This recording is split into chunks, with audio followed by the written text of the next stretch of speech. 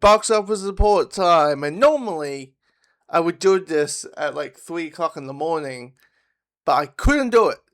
I couldn't. My eyes were getting heavy. My eyes were getting heavy and deeper and bags. I probably no doubt snored for like 5 hours because of it. So, take that as you will. So we're doing this in the daytime. And as this video adjusted, that because it's the Valentine's Day season, audiences are looking for something for love, something to watch as couples, and there was an option this weekend. And that was Wuthering Heights, the horny version of the classic novel.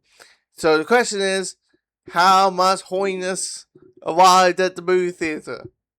I should have said that, but anyway, how much horny went into the movie theater? Apparently, a decent amount, because it says box office Wuthering Heights leads with 40 million over the holiday weekend. Crime 101 stumbles with 17.7 million against a $90 million budget.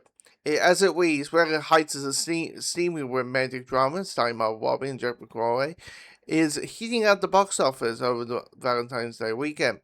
The R-rated film that debuted with 34.8 million from the North American theaters, and it's adjusted to earn 40 million through the President's Day weekend on Monday. Arrival believes that the 4-day figure will be closer to 35 mil in the box office twist. Wuthering Heights enjoys the biggest star in the international box office with 42 million with 76 territories for the global launch box office at 82 mil. Since the initial domestic ticket sales are slightly softer than expected, the movie may rely overseas audiences to justify its $8 million production budget, not including the $10 million spent on global promotional tour. Now, I did the math. The movie needs to make 200 million to break even. Now, if you make 80 and you got 120 left, that could be a possibility. It could be a possibility. This movie could make a little money back. Maybe it hits the 200. Maybe it makes a little bit of 300. You never know. But it needs to make 200 mil to break even.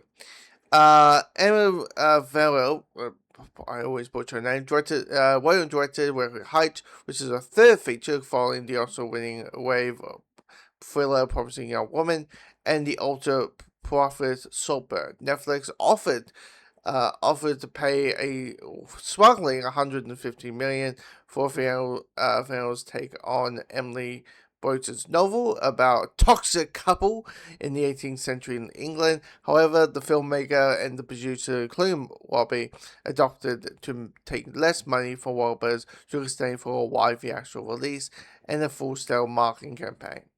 The partnership resulted in 9 consecutive #1 opening for Wahlberg's, following the swing hits such as Minecraft, Sinners, Final Destination, Bloodlines, and Weapons. They were white to want a theatrical release because it's where you fucking should put movies in anyway. It's paying off. The classic material, good-looking actors, and steamy treatment are connecting. Business should be swung overseas, thanks to Margot Robbie and Joe Champlay. Like the spicy 50 Shades trilogy and the rom-coms, is a romantic and how to be single before Wuthering Heights was the factor choice for women around Valentine's Day. More than 75% of opening weekend crowds were women. However, they were mix of the film, which earned a B grade on similar store and exit polls. It is unclear what that'll mean for word of mouth.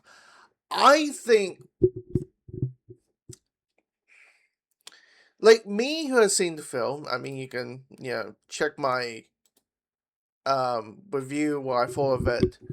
Um, well, I'll tag it up. I'll put a little tag of it. Um, I think like if you're a person who was like looking for like this like 50 Shades, Bridgerton, it's nothing but sex, full on, full on. Like there's sex in it. But if you're like, you want nudity galore, if you basically want like softcore porn, it isn't that. It isn't that type of movie. It is sometimes quite weird. It can sometimes be strange. It ends quite of a lower note. This is not one of these stories where like, the two couples fall in love with each other and they stay, and they get to have their happy ever after. They don't do it. Ain't that kind of movie. So I wouldn't be shocked that some people might not be as how to say this. They I wouldn't be shocked movie going audiences who go see this movie are thinking this one thing because it's, as it is being pictured, as it's being pitched to the audience, that this was going to be like a warwick romance.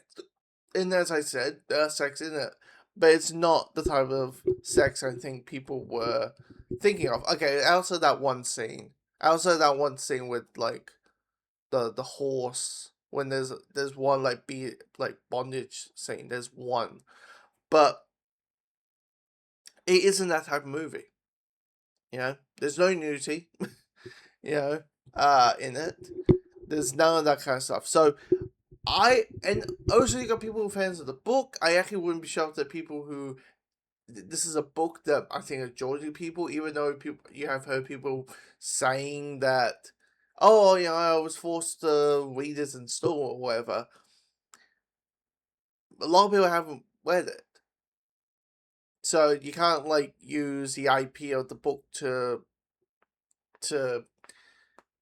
have it. You can't use that as a hope for it.